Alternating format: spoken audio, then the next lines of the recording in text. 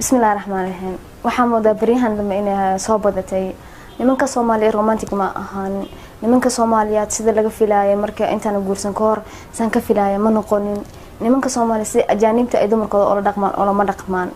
okay waa gartay taas waa nimanka Soomaaliyeed waraabo dumarka Soomaaliyeed ayaga wali ma isweydiiyay maxaa la dhahaa mise romantic dumarka xaq uma laha inay sameeyaan oo ninkooda ay romantic u noqdaan oo rag bas ayaa laga rabaa inay romantic noqdaan dumarka Soomaaliyeed waxa moodaa marka hore la shaqansanayo gabadha ka qurux badan tahay oo eg tahay si uu labisanayso kaala iskaar markii banaanada marayso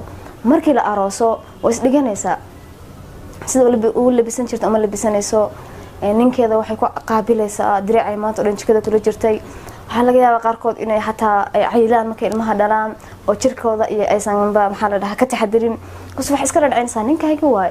maxaa iska qurqurxinaysaa ilaahay waa soo ku sameeyay waa ninka khalaas uu ku yaqaan qofka tahay laakiin qofku isku qurxi lagu yiri waa ninka qof ajnabi lagu ma dhihin isku qurxi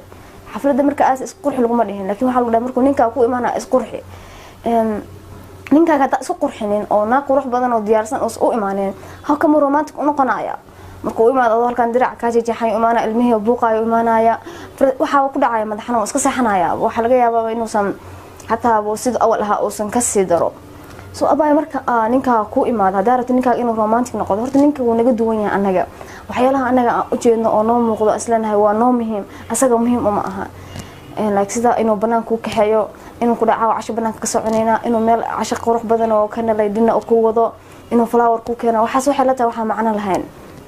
adig kala qurux badan tahay marka si ninka waxa aragtay uu kugu sameeyo waa ina adiga isbedeshaa waa ina markor adiga aad tustaa xushmad waa ina tustaa jacayl waa ina markuu imaado adag qurux badan oo si wacan u labistay ilmihii oo diyaarsan guriga diyaarsan aqaabisha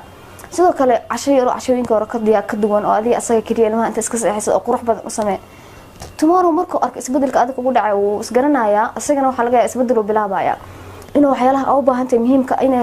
xiriirkaaga ay muhiim u yihiin oo fahmaya soo bari asaga automatically waxa arkaysaa isagoo isbedelay marka ku fiirinin jacaylka ninka kaliya asaga bisa ku eedaynin guriga laba dhinac uu ku dhisan yahay isku day inaad dhinacaaga ka qayb qaadatid ee aadan asaga kaliya aadan saarin hawsha sidoo kale ninkaaga inaad banaanada ka dhahdin nimanka Soomaaliyeed romantic maaha inaad TV-da aan ka dhahno nimanka Soomaaliyeed romantic maaha nin ajnabi aan guursanaya wax fool xun way ninkii ma bedelayso wax isbedel ma soo kordhinayso ina ninkaaga meelahan ka dhahno nimankeena ma after all waa nimankeena aabayaashan saan ma ahayn shalayto qof dhahay aabahay romantic ma aha naguma jiro sidoo kale ninkaaga adiga example u noqo adiga isbedel qof bil aadan waaye waxa laga yaabaa inuu asaga u arkin inay muhiim yihiin ama ay u muuqanin adiga u noqo role model adiga samee marka hore isku day laakiin inaad dhahdid social media waxaan ku faafinaa ninkii romantic ma aha nimanka Soomaaliyeed romantic ma waxay bedelaysaa ma lahan asaga inuu romantic iska ma dhigi karo kusu wixii ma fahansana hadal aad dhahdina ma bedelaayo soo adiga role model noqo adiga samee marka wixii u samee isbedel samee dan asaga wixii isbedelaya sidoo kale nimanka dumarku ka duwan yihiin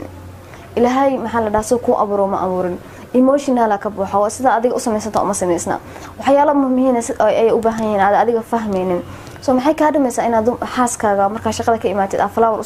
u keentid